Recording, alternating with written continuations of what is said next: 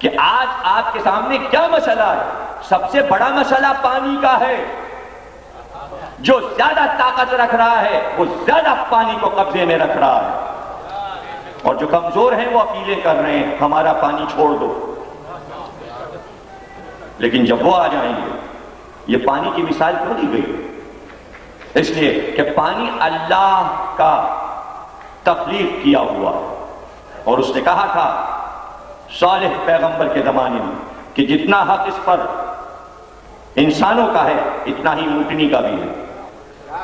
لیکن انسانوں نے جانور کے حق کو تسلیم نہیں کیا اور اسے قتل کر دیا. یہ قصہ قرآن میں موجود ہے، اور یہ سورہ عید کے دن پڑھا جاتا ہے، عید کی نماز میں پڑھا جاتا ہے. والشمس والضحیٰ. اس کا بھی ایک تعلق ہے کہ عید کے دن کیوں پڑھا جاتا ہے یہ اونٹ والا سورہ. ناقے سے کیا ربط ہے؟ عید کے دن کا ناقے سے کیا ربط ہے؟ بہت سی باتیں. یہ پانی اور پیاس کا کیا ربط ہے عید کے دن؟ قرآن عدل الہی کا نمونہ ہے. وہ بار بار اپنی عبادت میں بھی انسان سے تقاضا کرتا ہے عدل کو نہ بھولنا. عدل کی راہ سب سے مشکل راہ. تمام انبیاء اور ائمہ کے لیے یہی وہ منزل تھی کہ جہاں عوام نے اعتراض پر اعتراض کر دیے، جہاں کسی امام یا پیغمبر کی کسی بات پر اعتراض ہو جائے، سمجھ جائیے کہ یہ عدل نبوت کو نہیں سمجھا، یہ عدل امامت کو نہیں سمجھا، اور یہ اعتراض نبی اور امام پہ نہیں ہے، اللہ پہ جا رہا ہے. اور اس کو میں کئی بار سمجھا چکا ہوں یہاں کے عشروں میں مثال دے کر کہ اللہ نے شیطان کو کیوں چھوڑ دیا اور اسے سزا کیوں نہیں دی. جب اس نے آدم کے سجدے سے انکار کیا تھا تو وہ اپنی قدرت سے، اپنے جبروت سے سجدہ کروا سکتا تھا، لیکن کیوں نہیں کروایا؟ اس لیے نہیں کروایا کہ جیسے ہی وہ اس کی پیشانی کو پکڑ کے جھکاتا آدم کے سامنے، کر سجدہ، جا نہیں سکتا یہاں سے بغیر سجدہ کیے، تو اکڑ کے کہتا نہیں بس چلا مجھ پہ تو ظلم سے سجدہ کروایا. اللہ ظلم اپنے پاس نہیں رکھتا، اللہ ظالم نہیں ہے. یہ کائنات صرف اس لیے چلی جا رہی ہے اپنی مرضی سے کہ وہ ظالم نہیں ہے. وہ ظالم نہیں ہے. صرف ایک ہی بات کو کہلوانا ہے اللہ کو ان انسانوں سے کہ اس کا اقرار کرو کہ ہم نے 1,24,000 جو انبیاء بھیجے انہوں نے کبھی کسی پہ ظلم نہیں کیا. چونکہ میں ظلم نہیں کرتا اس لیے میرے انبیاء ظلم نہیں کرتے، اس لیے میرے اولیاء ظلم نہیں کرتے. سب سے بڑی مثال انبیاء اور اولیاء کی یہ ہے پہچان. سچا نبی کون ہے؟ سچا ولی کون ہے؟ سچا اللہ والا کون ہے؟ ایک پل کو بھی اس سے ظلم نہ ہو. یہی تو کمال ہے، یہی پہچان ہے. آپ اگر پہچاننا چاہیں تو اس لمحے پہ پہچان لیجئے سچے امام کو. بیعت ہو رہی تھی، اجتماع تھا، لوگ ٹوٹے پڑ رہے تھے کہ نہج البلاغہ میں علی کو کہنا پڑا کہ وہ اجتماع ہوا بیعت کرنے کے لیے کہ میرے پیر کے انگوٹھے چھل گئے اور اس بھیڑ میں حسن اور حسین کچل گئے.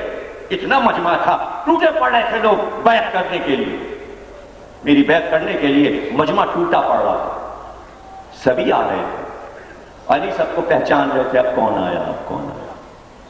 اور ایک بیعت کر کے جانے والا آواز تھی واپس آ. ابن ملیم پھر بیعت کر. 3 بار بلایا اور پھر بیعت کر. یہ تو کسی کے ساتھ نہیں ہوا. جب چلنے لگا آخری بار تو صاحب سے یہ ہے میرا قاتل، یہ ہے میرا قاتل. بس تلواری کھینچ گئی. مولا اس کو مار دیجئے، اسے قتل کر دیجئے. کہ کیوں قتل کر دوں؟ کیا جرم ہے اس کا؟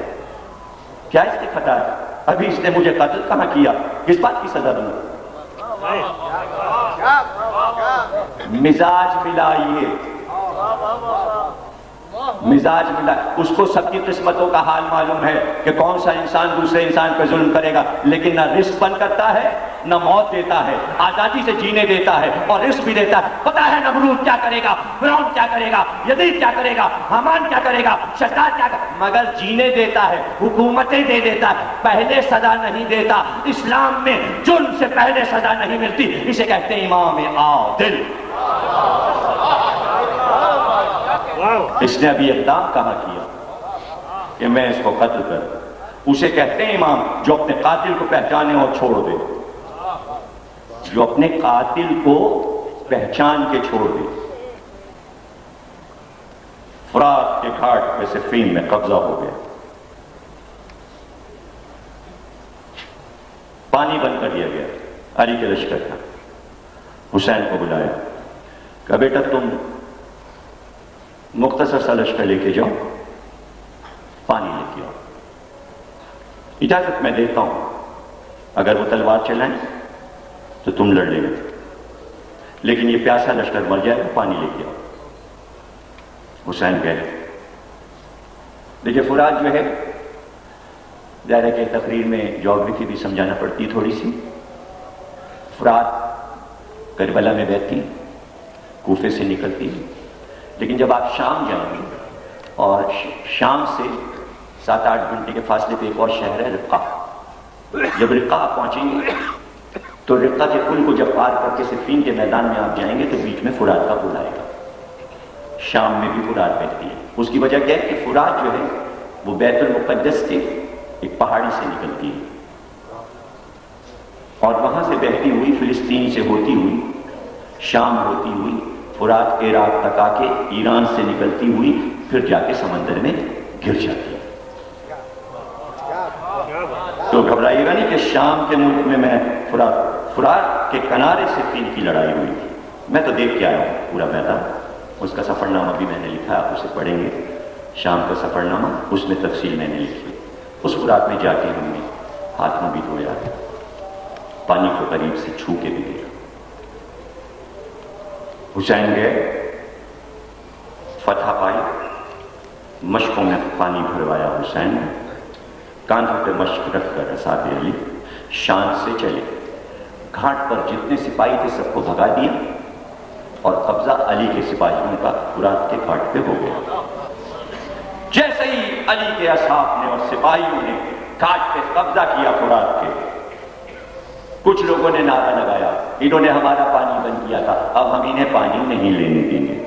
یہ بات علی کے کانوں تک پہنچ گئی، کہ خبردار ایسا مت کرنا، انہوں نے تمہارا پانی بند کیا، ہم ان کا پانی نہیں بند کریں، جو وہاں سے پانی لینے آئے اس سے تعارض نہ کرنا، پانی لے جانا۔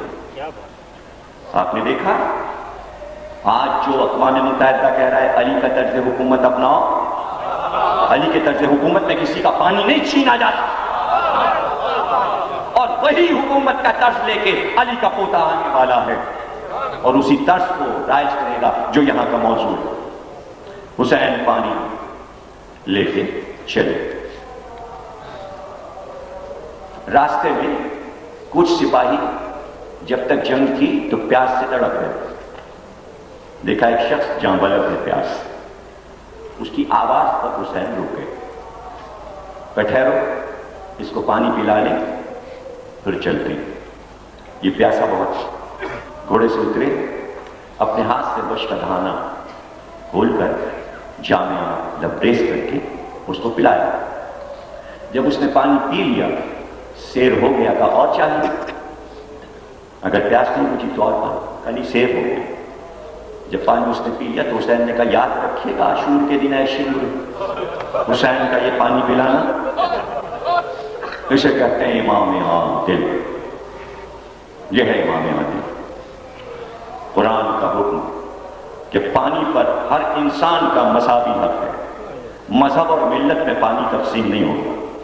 آج آپ کے ملک میں پانی بہت بڑا مسئلہ ہے، دریاؤں کا بہت اہم مسئلہ ہے، سارے دریا کشمیر سے نکل کے پنجاب میں آتے ہیں، ہندوستان میں پاکستان کا پانی روکا ہوا ہے، ایک مسئلہ ہے، تو کیا مسئلہ حل ہو جائے گا؟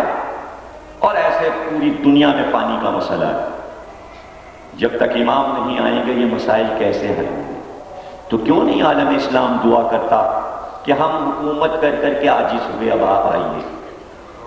اس کے معنی نہ بلانا یہ بتاتا ہے کہ ابھی انسان حکومت کرنے کی ہوس میں ہے، ورنہ سب اجل اجل کیوں نہیں کہتے؟